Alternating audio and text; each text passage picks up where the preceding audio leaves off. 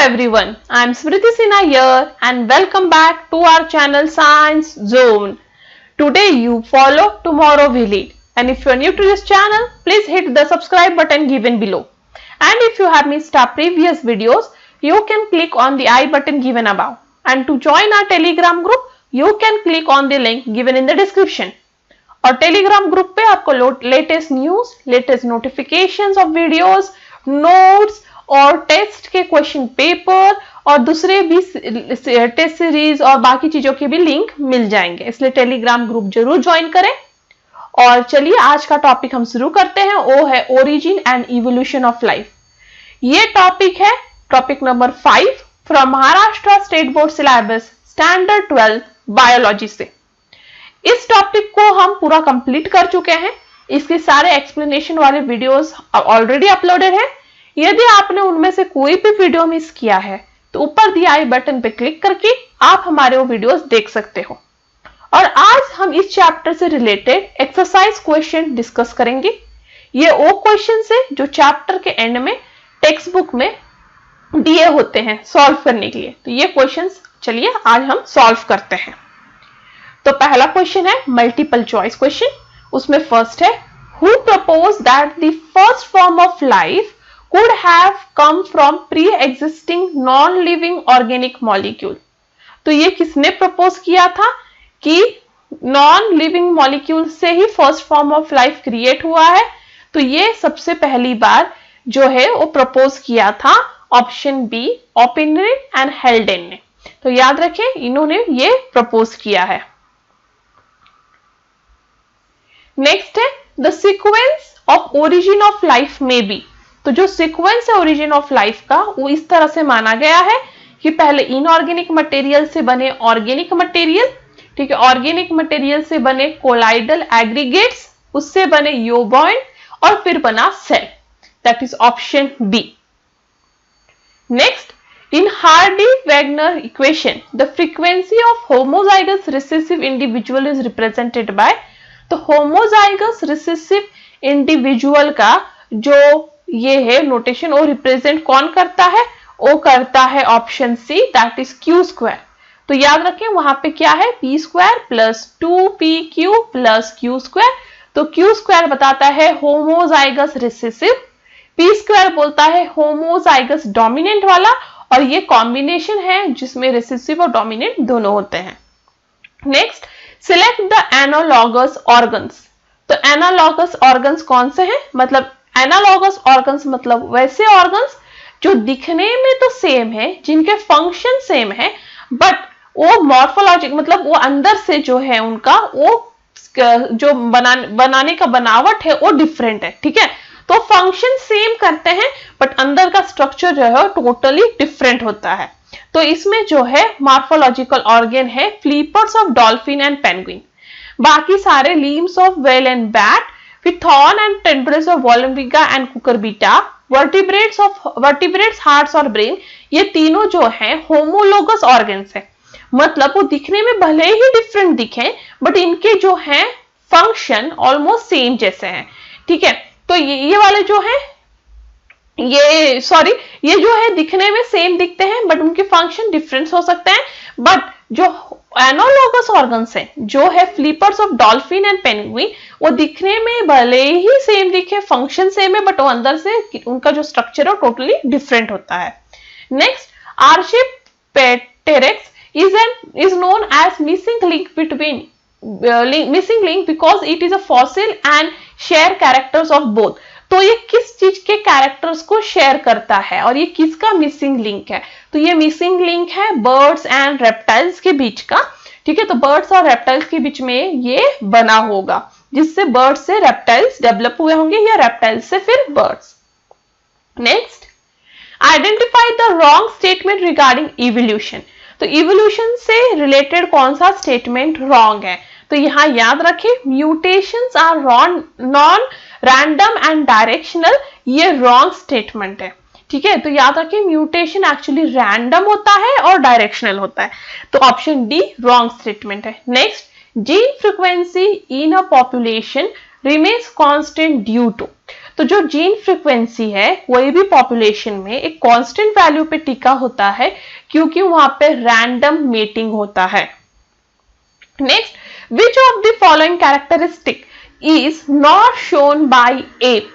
App में इनमें से कौन सा कैरेक्टरिस्टिक देखने के लिए नहीं मिलता है? तो याद रखें टेल, टेल देखने के लिए नहीं मिलता है। Next, dash can be considered as connecting link between ape and man. तो एप और मैन को जोड़ने वाला लिंक कौन है? वो है ऑस्ट्रेलोपिटेकस। तो ये पिटिकस, ये जो है वो मिसिंग लिंक है, एक्चुअली कनेक्टिंग लिंक है बिटवीन एप और मैन के बीच में। Next, cranial capacity of Neanderthal man was। तो वो चार्ट जो है हमने देखा था जो लास्ट वीडियो में, उसमें से आप लर्न कर लीजिए और उसका आंसर है 1400 CC. Next, very short answers उसमें है। First, define the following term. First है जीन पूल। तो जीन पूल का डेफिनेशन इस तरह से है, the total genetic information encoded in sum total of genes in a Mendelian population is called as gene pool। ठीक है, तो जीन पूल का ये डेफिनेशन है। Next, gene frequency, the proportion of an allele in the gene pool to the total number of alleles at a given locus is called as gene frequency। तो कोई भी given locus पे, locus मतलब position chromosome पे, उसमें total कितने allies present है उसका रेशियो किससे लिया जाएगा कि proportion of Ali in that gene pool, और ये दोनों के रेशियो का जो आंसर होगा होगा जीन फ्रीक्वेंसी। नेक्स्ट है ऑर्गेनिक इवोल्यूशन। ऑर्गेनिक इवोल्यूशन जो है वो इस तरह से डिफाइन किया जा सकता है, it is defined as slow, gradual, continuous and irreversible changes through which the present day complexes forms of life developed or evolved from their simple pre-existing forms। Next है population। All individuals of same species constitute a population। Next is specification। The process of formation of new species from the pre-existing species is called as specification। नेक्स्ट question है what is adaptive radiation? तो उसका answer है the process of evolution which results in transformation of original species to many different varieties is called as adaptive radiation. मतलब evolution से जिससे एक species में बहुत डिफरेंट वेराइटीज आ जाते हैं उसको कहते हैं adaptive radiation. Next, if the variation occur in population by chance alone and not by natural selection and bring change in frequency of an allele is called as। तो इस तरह के वेरिएशन को क्या कहते हैं? इसे कहते हैं जेनेटिक ड्रिफ्ट।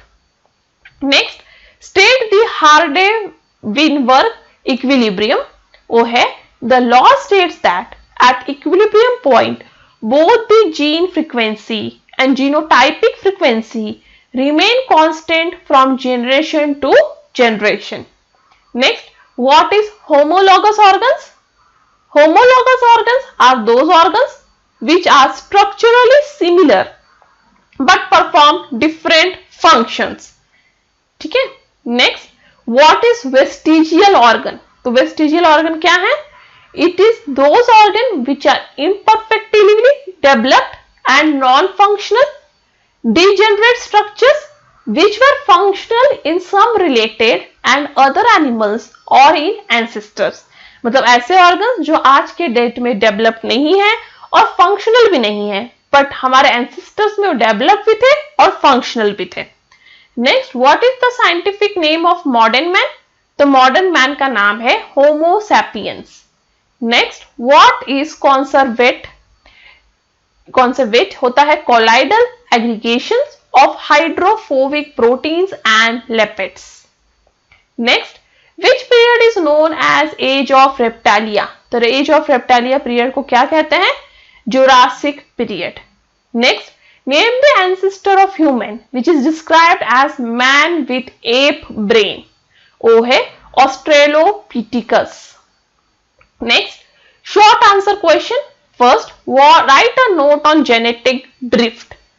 तो कोई भी अल्ट्रेशन यदि अर्ली फ्रीक्वेंसी में हो जाए जो नेचुरल पॉपुलेशन को बाय चांस डिस्टर्ब कर दे, उसे कहेंगे जेनेटिक ड्रिफ्ट।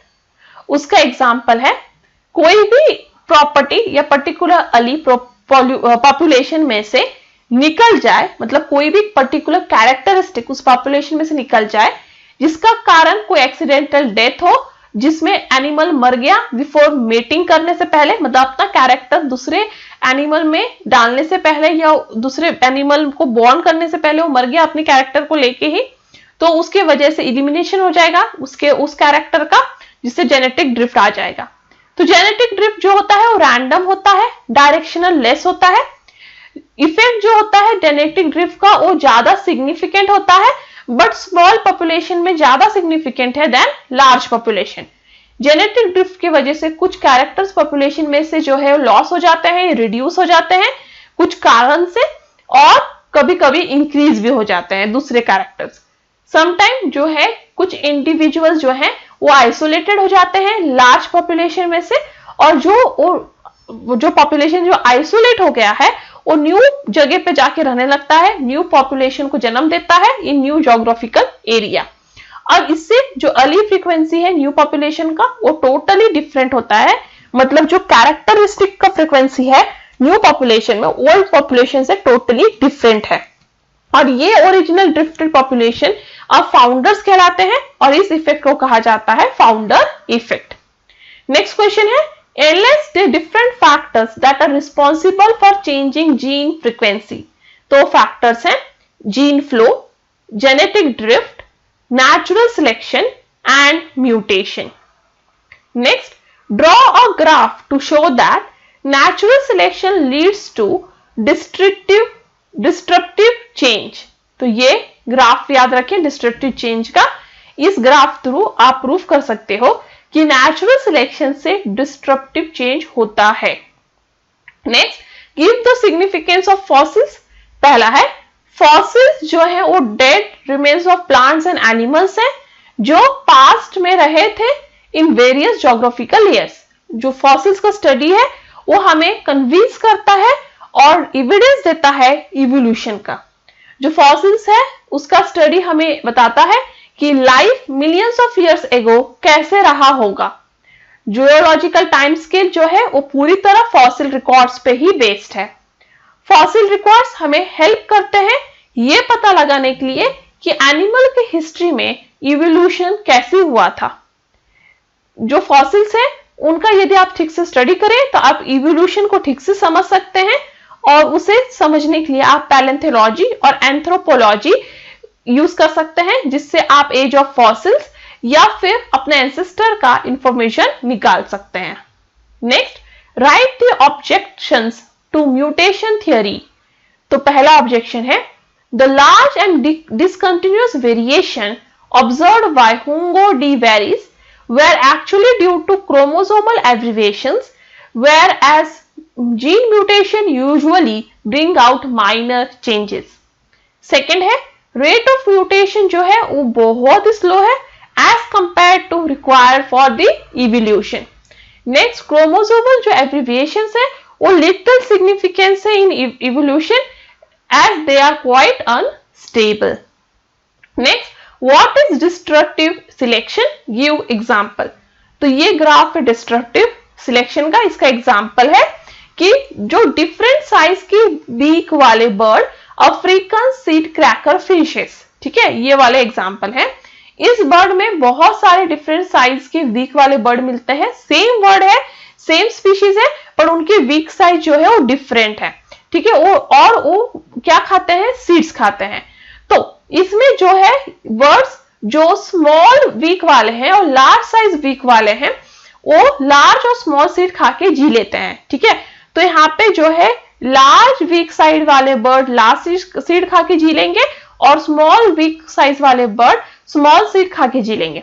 बट जो इंटरमीडिएट वीक साइज वाले बर्ड हैं वो ना स्मॉल सीड खा सकते हैं ना लार्ज सीड, और इसकी वजह से वो मर जाएंगे।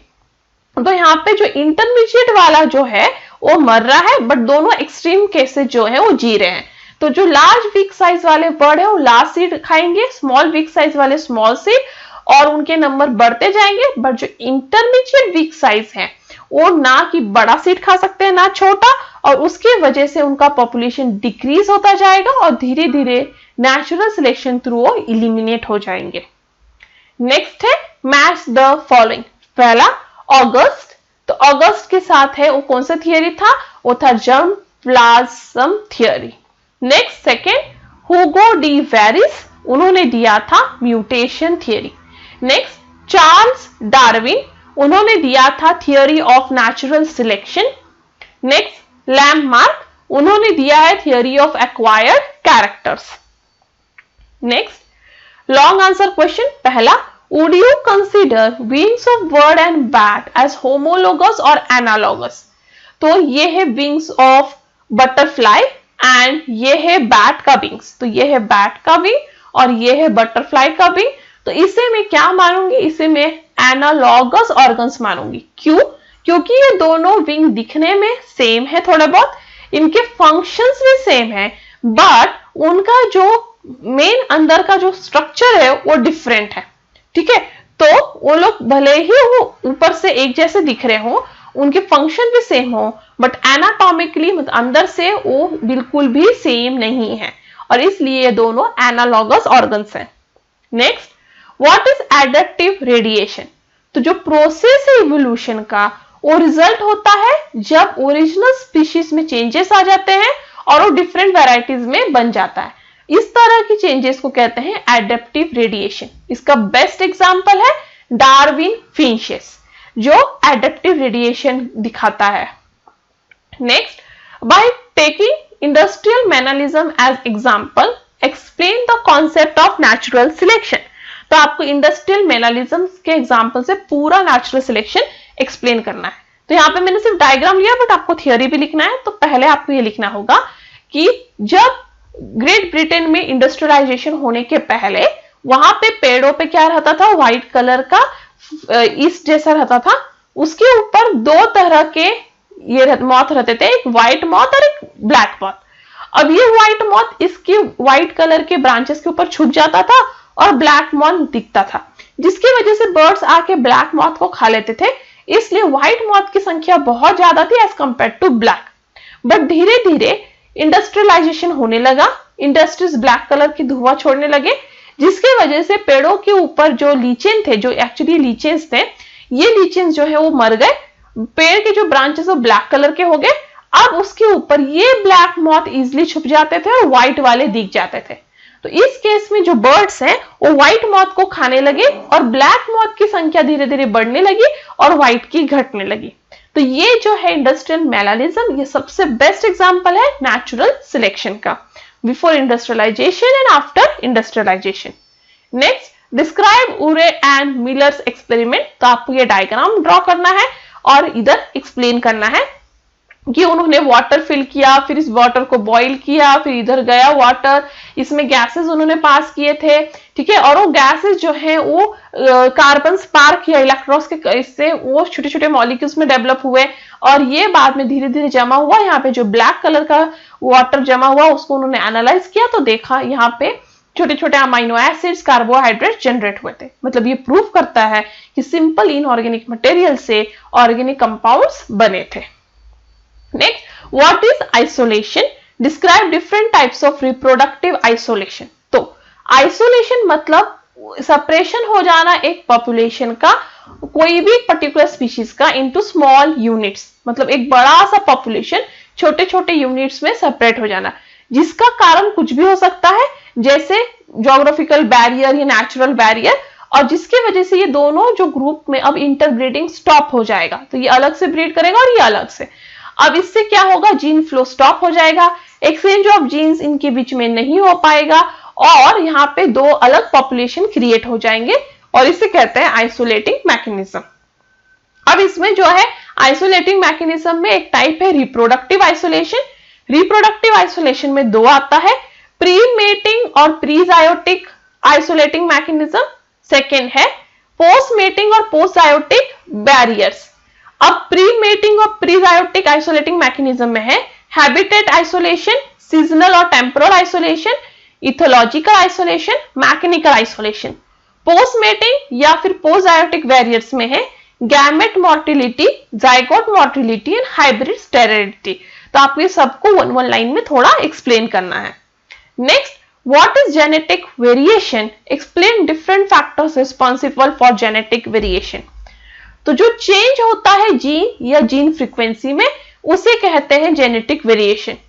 जेनेटिक वेरिएशन को जो फैक्टर्स है अफेक्ट करते हैं वो है gene mutation, genetic recombination, gene flow, genetic drift and chromosomal aberrations. Chromosomal aberrations में आते हैं deletion, duplication, inversion and translocation. तो आपको ये सबको वन वन या टू लाइन में एक्सप्लेन करना है। ये डायग्राम ड्रॉ करना है क्रोमोसोमल एब्रिविएशन के लिए, और ये दिखाना है डिलीशन में जीन कोई डिलीट हो जाता है, डुप्लीकेशन में कोई जीन अपने आप को डबल कर लेता है, इन्वर्जन में कोई सीक्वेंस ऑफ जीन उल्टा हो जाता है, और ट्रांसलोकेशन में जीन अपने पोजीशंस जो है इंटरचेंज कर लेते हैं। Next, complete the chart. आपको यहाँ पे एरा और डोमिनेटिंग ग्रुप ऑफ एनिमल का चार्ट कंप्लीट करना है। तो एरा में फर्स्ट है सीनोजोइक, इसमें आते हैं मैमल्स। नेक्स्ट, रेप्टाइल्स कौन से एरा में थे? मेसोजोइक। फिर प्लेओजोइक में थे एम्फीबियंस, और लास्ट में इनवर्टिब्रेट्स थे पैलियोनोजोइक। ठीक है, तो इस तरह से आपको ये चार्ट कंप्लीट करना है। And that's all for today. Thank you. If you have any doubt, any comment, any suggestion, you are free to do that on askyourdoubt04@gmail.com. If you like my video, give me a thumbs up, share this video to more and more of your friends, and stay tuned.